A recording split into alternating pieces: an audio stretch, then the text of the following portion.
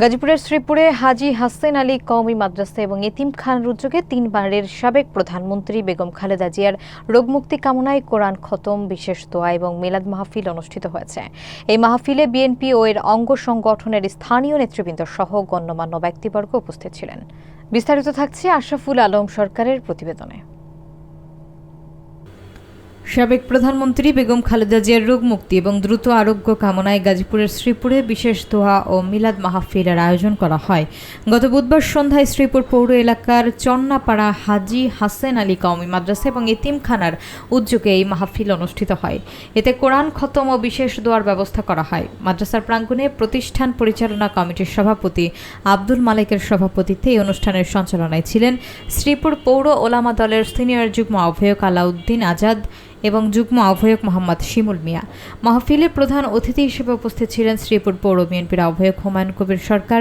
এছাড়া বক্তব্য রাখেন শ্রীপুর পৌর বিএনপির যুগ্ম আহ্বায়ক অ্যাডভোকেট আহসান কবির, গাজীপুর জেলা কৃষক দলের আহ্বায়ক আলহাজ এস.এম. আবুল কালাম আজাদ, গাজীপুর জেলা ওলামা দলের আহ্বায়ক কাজী সিরাজুল ইসলাম, শ্রীপুর প্রেস ক্লাবের সাধারণ সম্পাদক টিপু সুলতান, বিএনপি নেতা মামুনুর রশিদ, শ্রীপুর উপজেলার ওলামা দলের আহ্বায়ক মোখলেস উদ্দিন কফিল, সদস্য সচিব নজরুল ইসলাম মৃধা, পৌর ওলামা দলের আহ্বায়ক কারি ইব্রাহিম, সদস্য সচিব আবুল কালাম আজাদ সহ আরও অনেকে।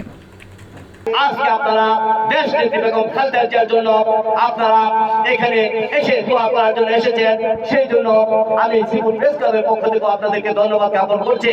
পাশাপাশি আপনাদের কাছে অনুরোধ করছি, সারা বাংলাদেশে যেমনি করে মসজিদ, মাদ্রাসায়, গির্জায়, বিভিন্ন মন্দিরে হিন্দু ধর্ম, বৌদ্ধ, খ্রিস্টান, মুসলমান সকলে মিলিত হয়ে দল মত নির্বিশেষে দলের ঊর্ধ্বে থেকে দেশ নেত্রী বেগম খালেদা জিয়াকে ভালোবাসা থেকে দেশ নেত্রী বেগম খালেদা জিয়ার ভালোবাসায় মগ্ন হয়ে আজকে সারা বাংলাদেশে এই দেশ নেত্রী বেগম খালেদা জিয়ার জন্য দোয়া করছেন।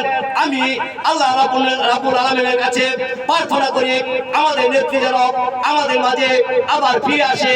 নেত্রী বিগত 10-12 দিনে সারা বিশ্বে যে ঝাঁকি দিয়েছেন, উনার জনপ্রিয়তা, উনার ব্যক্তিত্ব, উনার কর্ম উনাকে সারা বিশ্বের যে স্থানে যাওয়ার অর্জন করে দিয়েছেন। আমরা শুধু বিএনপি পরিবার নয়, এই বাংলাদেশ সারা বিশ্বের মধ্যে এই নেত্রীর মাধ্যমে এই বাংলাদেশ পরিচিত হয়েছে বলে আমি মনে করি। আমরা আমাদের নেত্রীকে দেখেছি পাথরের মতো, উনি দেশ থেকে পালিয়ে যায় না, উনি মৃত্যুর মাথায় নিয়েও উনি দেশের পাশের সাথে উনিকে স্বাধীনতার ঘোষক আমাদের শহীদ রাষ্ট্রপতি জিয়াউর রহমানের সহকর্মী। উনি সাবেক একজন জেনারেল, সাবেক দেশের সেনাবাহিনীর প্রধানের স্ত্রী, উনি সাবেক একজন কি বলে সেক্টর কমান্ডারের স্ত্রী, উনি তারেক জিয়ার মাতা বেগম খালেদা জিয়া। বাংলাদেশে এর আগে এত জনপ্রিয় নেত্রী জন্ম হয়।